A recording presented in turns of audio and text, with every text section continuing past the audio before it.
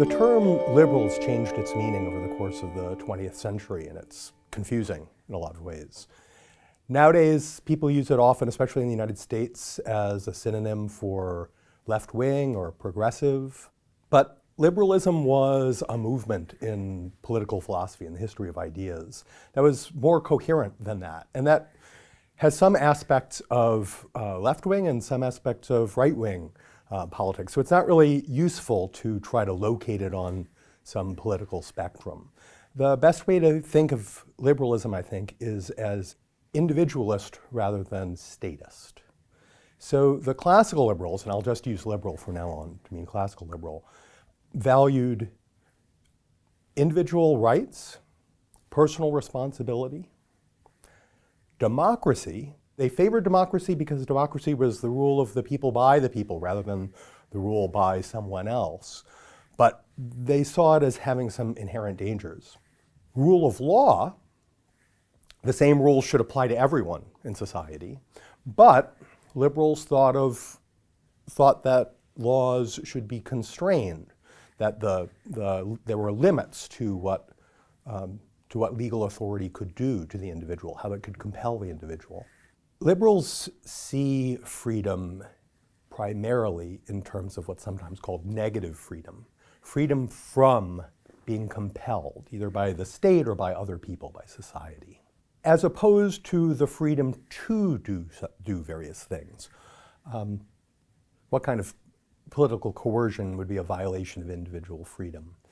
Well, for Mill, this sphere of liberty, this doctrine of the rights of individuality, he calls it, which extends to self-sovereignty, my sovereignty over my own mind and body, to the liberty of us to associate consensually, and to liberties of conscience, including freedom of speech.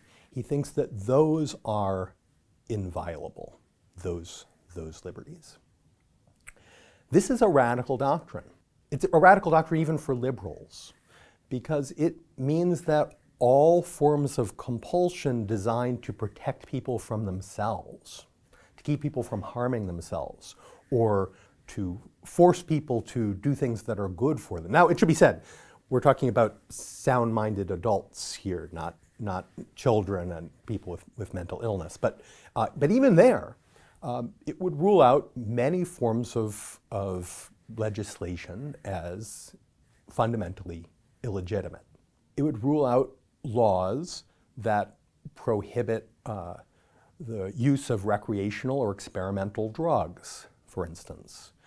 It would rule out seatbelt laws. Mill thinks all of that sort of legislation, paternalist legislation, is fundamentally illegitimate. Not because he thinks there aren't bad choices, but because he thinks that it's up to individuals to choose whether they're going to do the things that are genuinely best for them. So let's try taking that seriously. What would happen if we allowed, say, recreational drug use of all kinds, not just legalizing marijuana, but legalizing opiates, say? Well, it's hard to justify the legalization of all drugs, but one thing that we can see is the costs and ineffectiveness of prohibition. Prohibition hasn't stopped an epidemic of opiate use. It has great financial costs, and it also has costs in terms of human lives. While it's not clear to me that Mill was right, that we have this absolute sovereignty over our bodies, I do think that it's clear that there are great costs for trying to prohibit what people do to themselves. And it can be argued that we should be further towards Mill than we actually are, that we should allow people more freedom to decide how they're going to treat their own mind and body than we actually do. There are trade-offs between different forms of good.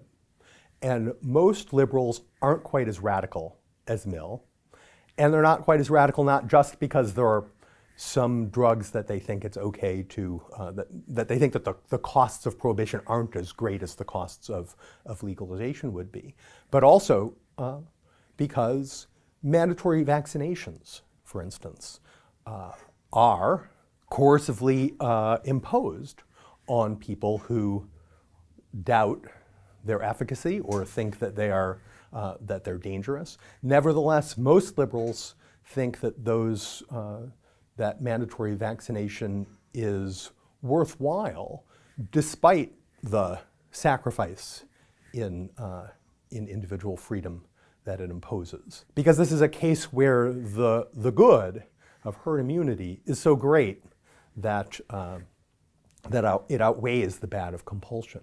The crucial point for liberalism then isn't so much whether you're going to be an absolutist about self-sovereignty as holding, as not just Mill but all liberals do, that liberty ought to be the assumption, the default, that it should be hard to justify compulsion, especially about these most fundamental aspects of the way that we live our lives, and that we should be extremely cautious when we do so, and recognize what we're giving up as well as what we're gaining.